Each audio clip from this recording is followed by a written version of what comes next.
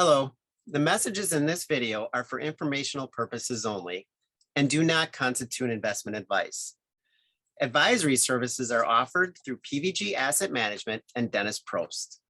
Feel free to reach out to him at either his phone number at 248-619-6050 or his email at dprost@pvgasset.com.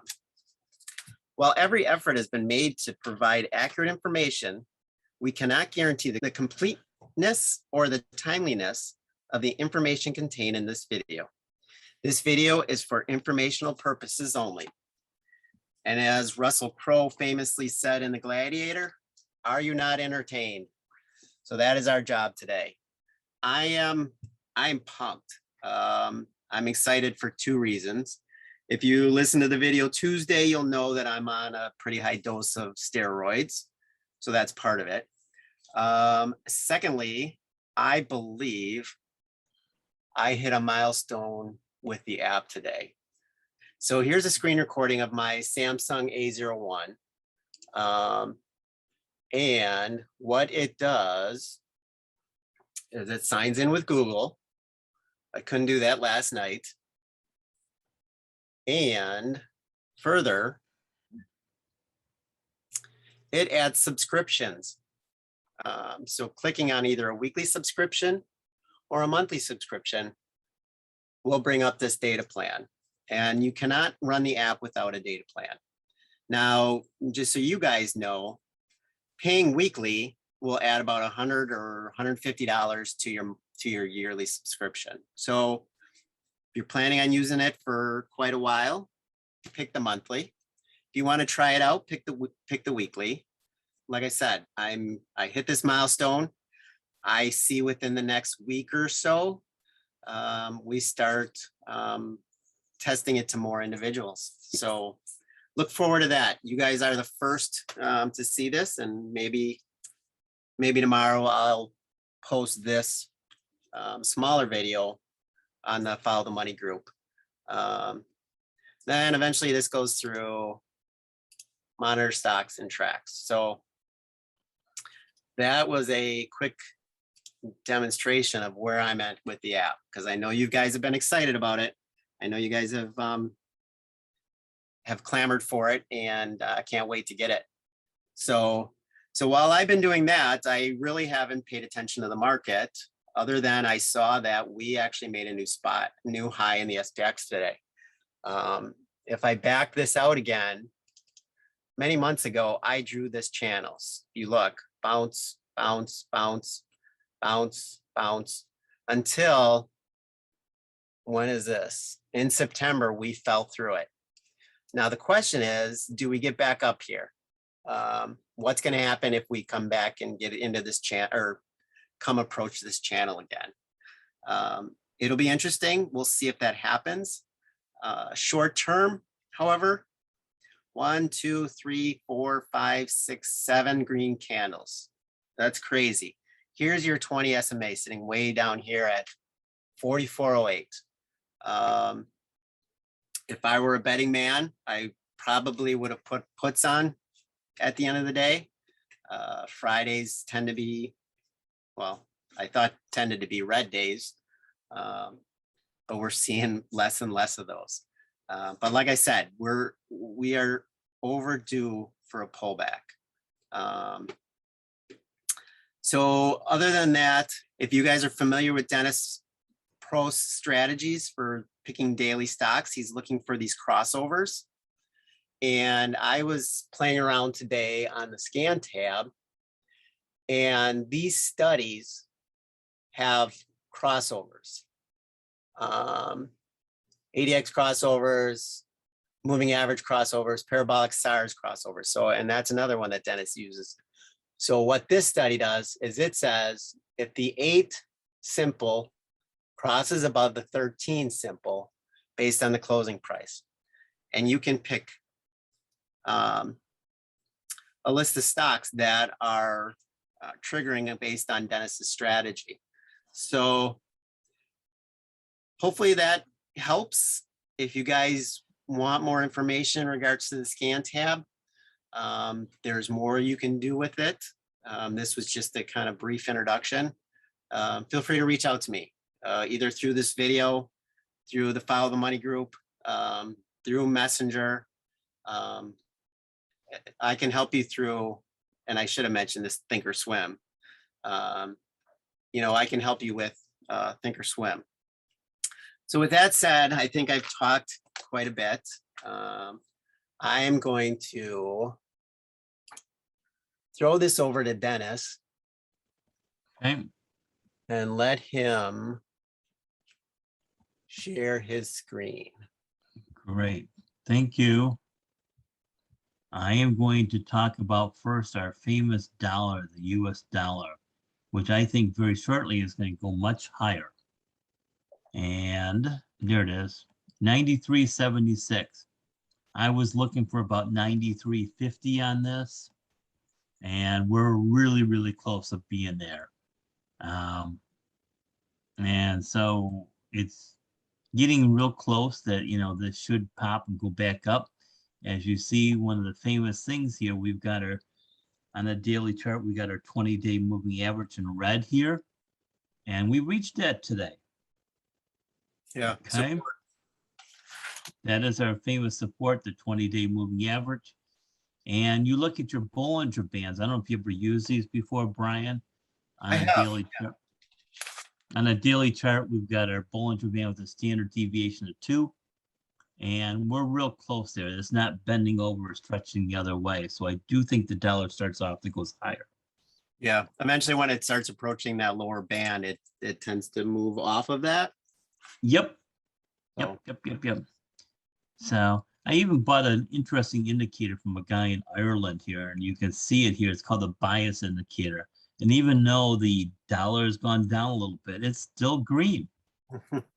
Maybe that's what I should do, is become a Thinkorswim or a Thinkorswim programmer and create studies, create indicators. So with that in mind, you'd be rich and famous. Looking at gold, so if the dollar is going to go up, I would expect that gold's going to be going down as well. So let's take a look at gold. That would be my next indicator. GC is right next below the dollar here. It's possible if the dollar goes down a little bit more, 93.50, that gold could go up to maybe 1,800. That's what I'm kind of thinking. And so let's take the daily chart and look at the gold chart here.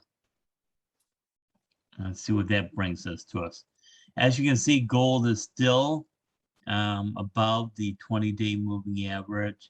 It's above the 4. It's above the 8-day moving average.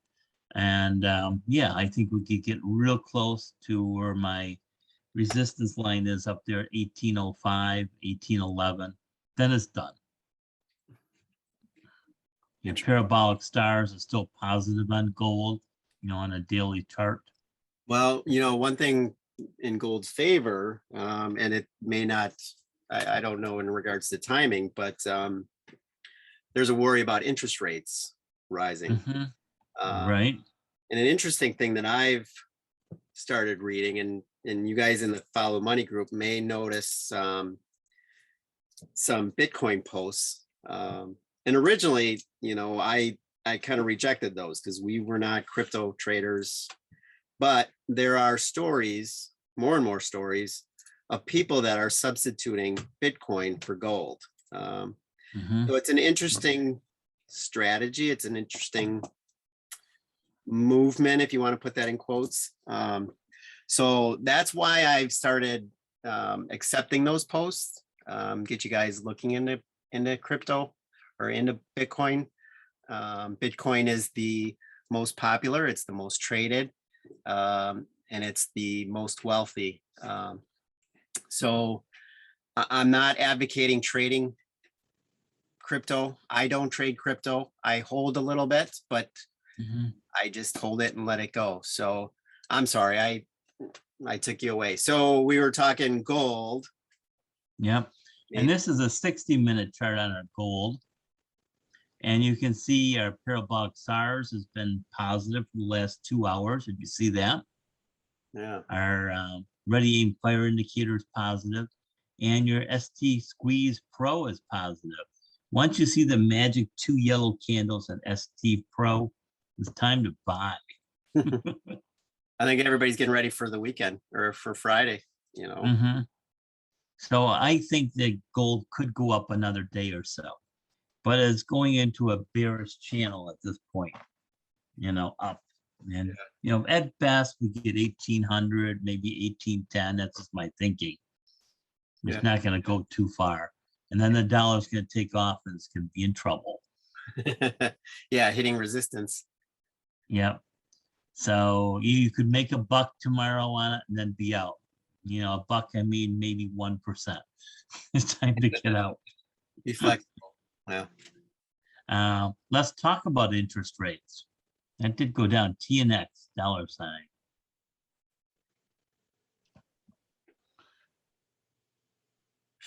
One day I'm gonna ask you for a list of ETFs and their what they are based off of. So Here is your daily on the TNX. Okay. Hey, look at what we have here. So this is your interest rates here. And this is interesting that the yield popped above the Bollinger Band is 2.0. So maybe you get another day on that. Mhm. And then it's going to come back down to our 20-day moving average again, which could be all the way down to 1.46, 1.5. It could come back down. So I went long yesterday, government bonds. I went long gold. I went long utilities. Call me crazy, but I says, hey, what the heck? So it was a risky thing. And I woke up at 4 o'clock in the morning. I see yields are up 2%. And I'm like, oh. Wake up in a cold sweat is when that's what you're doing. Like, wait, what did I do?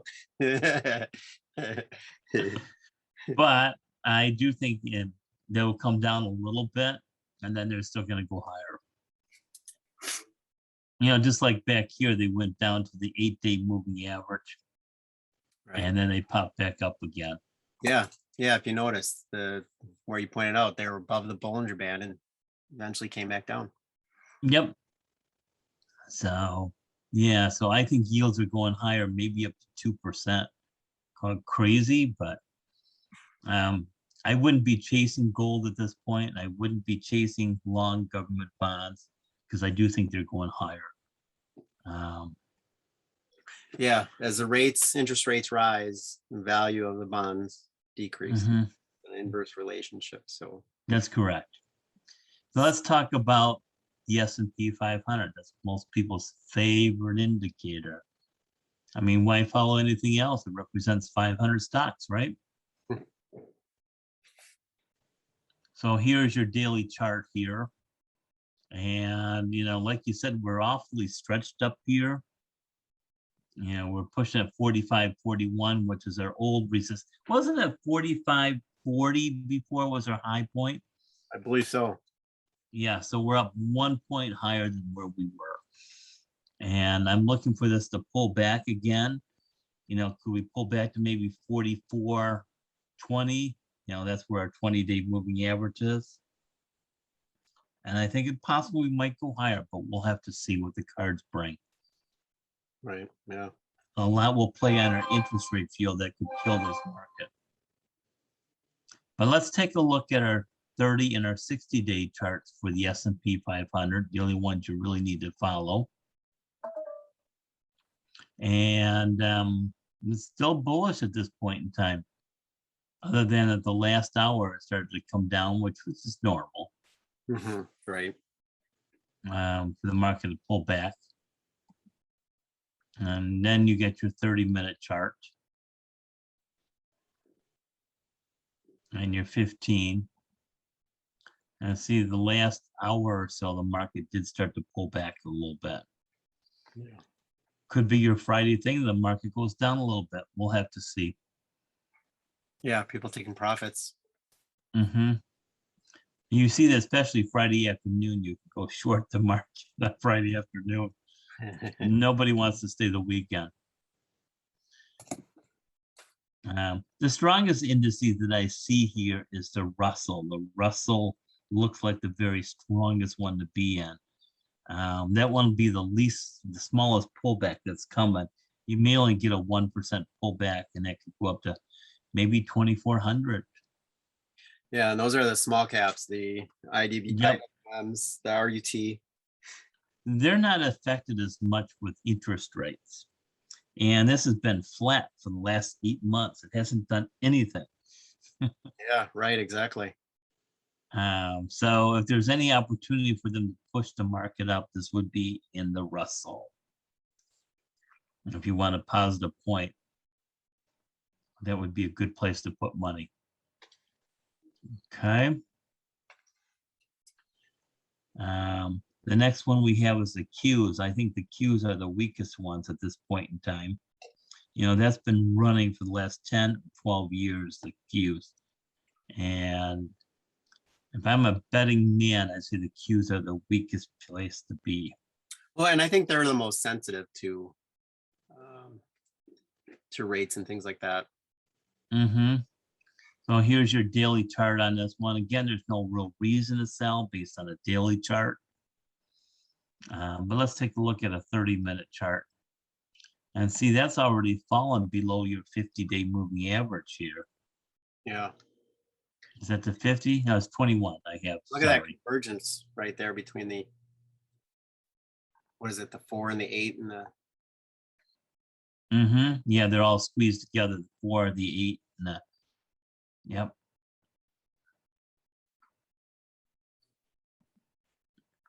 And then you can see that in the 15-minute chart that's really pulled back. And it's got the SARS on the parabolic SARS on the top. You got that. Oh, yeah. So I do consider the Nasdaq the weakest part of our 4 indices that we talk about. One of the things that's a real bright spot, if you want something that's going to move up, I think, in the short term, and one that acts independently of everything else. Natural gas. Doesn't matter what the market does, it has a mind of its own. So I think natural gas short term could go up.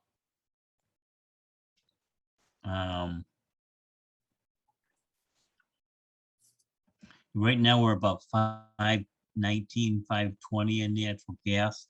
We could see easily maybe 570 on that, and then that's going to go pull back. So back, that's going to be pretty much range bound anywhere from $5 to $6.50. And how do you play natural gas with ETFs? You buy a symbol called BOIL, B-O-I-L. B-O-I-L. Long natural gas.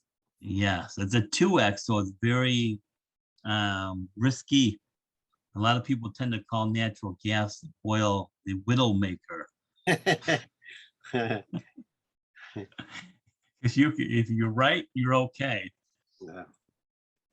But you could, really get hurt with this one pretty bad. Let's take a look at the daily chart, give you some clues. Now, if you think natural gas is going down, Brian, you can buy one that's called Cold. Cold? K-O-L-D. Is that 2x as well? Yes. And this is a position, both of these can move anywhere from 10 to 15% in a given day. Wow. So it's a very, very risky position to do. You've got to have the tools to do it. So on your daily chart, your 4 has not crossed the 8-day moving average, and your 4 has not crossed above the 13 yet. And your parabolic SARS. So on the daily chart, it doesn't look so good yet, but it's coming. It's coming. You got 4 positive days with this. Okay. And this is one you can trade with an intraday chart and still make money on it. It is not a sleeper. It will keep you on edge of your chair all day long. Nice. Okay. So that would be my helpful scent here. As you can see, right about 1:30 here, this thing took off. Yeah. So you make plenty of money with that. We went from 506 to 519 just in a heartbeat. Yeah. So be careful if you do go into that one. That's all I can tell you. This is one you could play easily on your 5-minute chart. So you can see we reached a peak about 345 and it came down steadily since then. Okay. Okay. That's pretty much all I have, unless you want to take a look at the options charts a little bit. We can do that. It's up to you. Let's do that. Okay. Let's look at SPY. So you can see your put call volume is 1.2. That means you have more puts out there today than you do calls. And your put call open ratio is at 2.05 still. These are the puts that are held overnight. It's almost like a 2-to-1. So it's still out there. There's enough people shorting this market. Shorting the SPY, yeah. And let's look at IWM or Russell, or one that we have lots of hope in. And you're looking at this one, 0.85 for your put call volume ratio. And it still has 2-to-1 on your open interest. But you know, the last hour, it looks a lot better than anybody else. Right, yeah. And you got the Qs.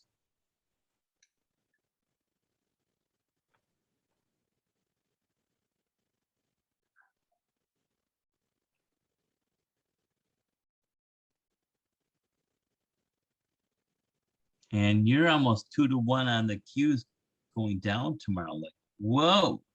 Yeah. Look at I didn't even have to look at that. You look at the chart. that.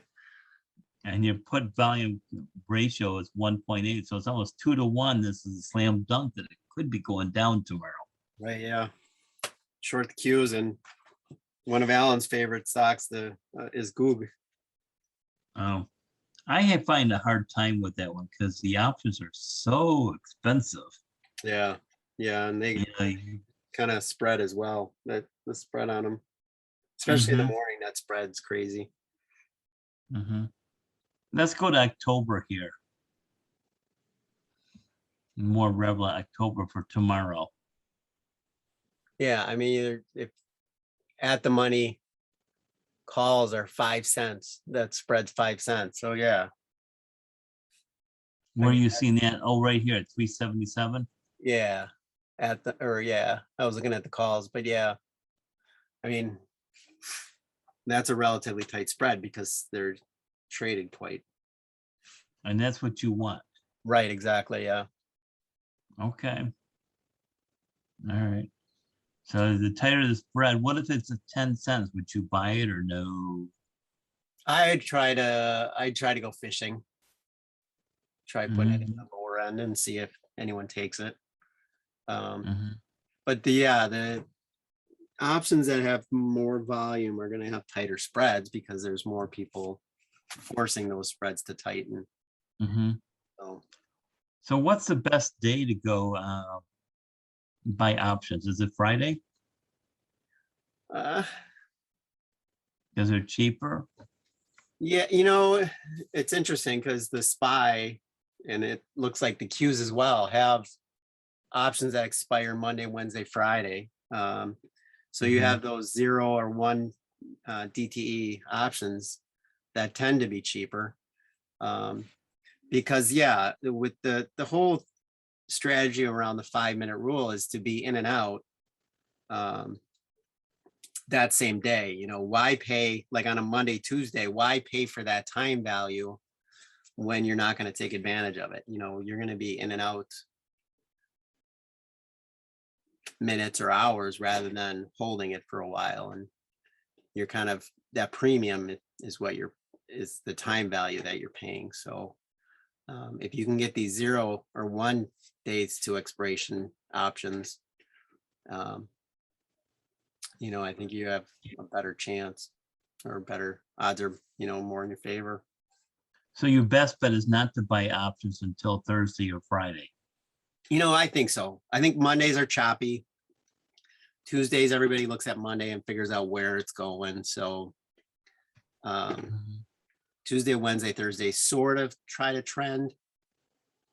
Fridays basically, after the first 20-30 minutes tends to sell off. So Are you better off to buy the week they expire? There's a lot more volatility, or do you go out 4 to 6 weeks?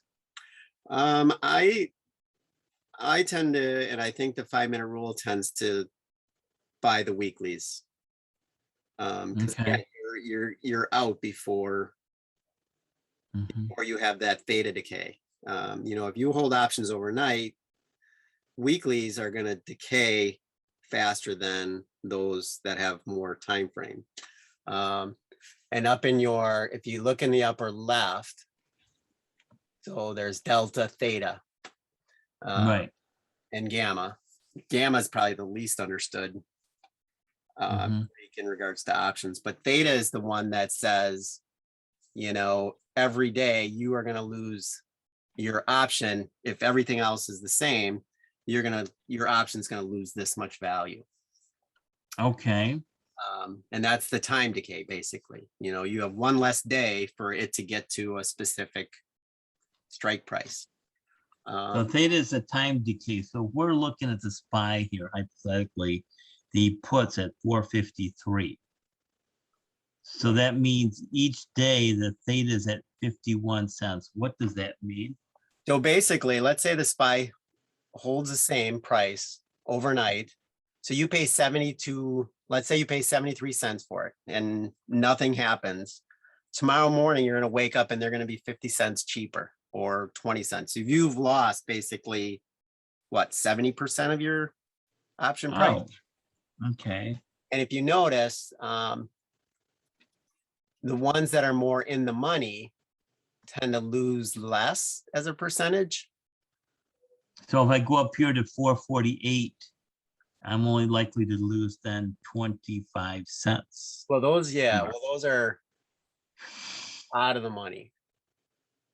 The in the money puts are like the 460. 460. Let me go down there. I'm at 40 cents. I would lose. Yeah, but you're paying $6, $6.50 for it. So yeah. So as a percentage, that theta is a lot less in regards to the actual price of your thing.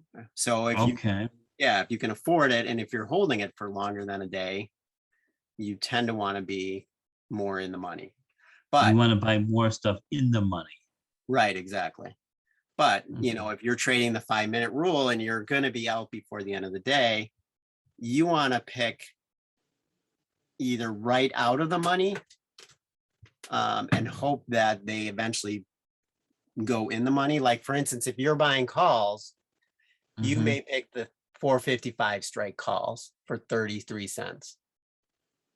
Where are you at on that? Oh, you're on here to buy a call. Yeah. So those are just out of the money. So the SPY is sitting at 452.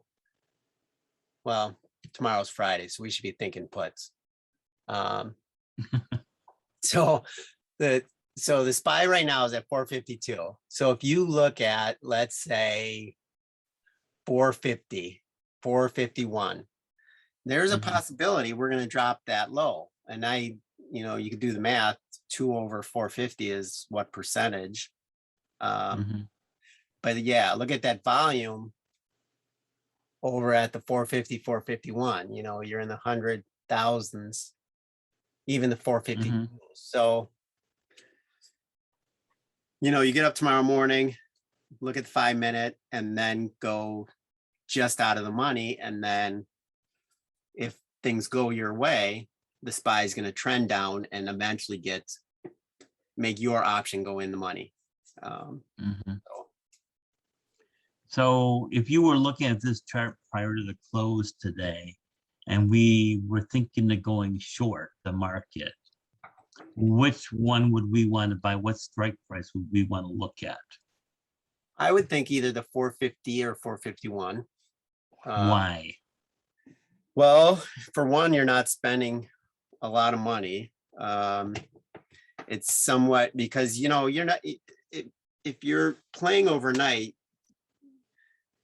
yeah, odds are it's going to go down, but it may not. So you're not going to want to spend a lot of money on a lotto play, technically. So yeah, I would think either the 450 or 451s. There's where the volume is centered. Oh, you're looking at the volume of the actual number of people buying the puts. Yeah. I wonder if your previous volume is yesterday's volume. Yes, that is. That's yesterday's Yeah. volume. So if you look at this 452 strike, is that 452? Yeah, they went from 100,000 to 173. So what, 75% increase? Yes. Okay. And so the other thing with people that will be listening to this recording, what does the delta do for us? So the delta is basically is relative to the strike price. If you look at those that are at the money, they're going to be either delta 60 or above. So and delta is the rate of change of the option compared to the change in the underlying price. So if the SPY moves 1%, the delta, a delta 60 is going to move 0.6% or 60%. So we're looking at a 452 on here. It says the delta is 27. Yeah. And so if the underlying moves 1%, it's going to move 0.27%. But then my price overnight could drop 47 cents. See, and that's the thing. You don't want to spend that much money holding them overnight. But the thing is, as your strike price or as the SPY gets closer to your strike, that delta is going to increase, which will basically increase the price of the option as well. So interesting.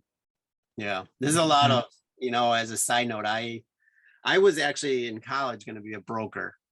And this was 20, 30 years ago. So there's actually a formula called the Black-Scholes formula that is used to price options, and it uses the delta, the theta, and other things to calculate the theoretical price of an option. And we used to have to do those by hand. It sounds odd, but back in my day, we used to. So yeah, it was developed by a economist, and that was originally how options were priced. So. Very, very good. Well, good educational point today. I even learned some stuff from you, Brian. That's so yeah, but like I said, odds are in your favor that the SPY is going to go down tomorrow. Are you willing to put money on it overnight to place that bet? If you want to be more conservative, just wait and see how it opens. So you may be giving up some profit, but again, you're taking risk off the table. So. Well, very good. Well, thanks for the education. I learned a little bit here. Sounds good. Yeah. And by the way, if you still want to be a broker, we have an invitation out there if you want to join TVG. Teach an old dog new trick. Yeah. Wait till I get independently wealthy and I don't have to support a family of 7. It would be. Yeah, you've got lots of people depending on you for good income. Right. Exactly. Yeah.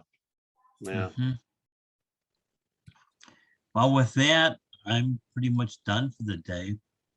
Okay. Sounds good. Yeah, I think I am as well. So hopefully you guys have enjoyed this, picked up some things. Thank you, Dennis, for spending some time looking at the markets.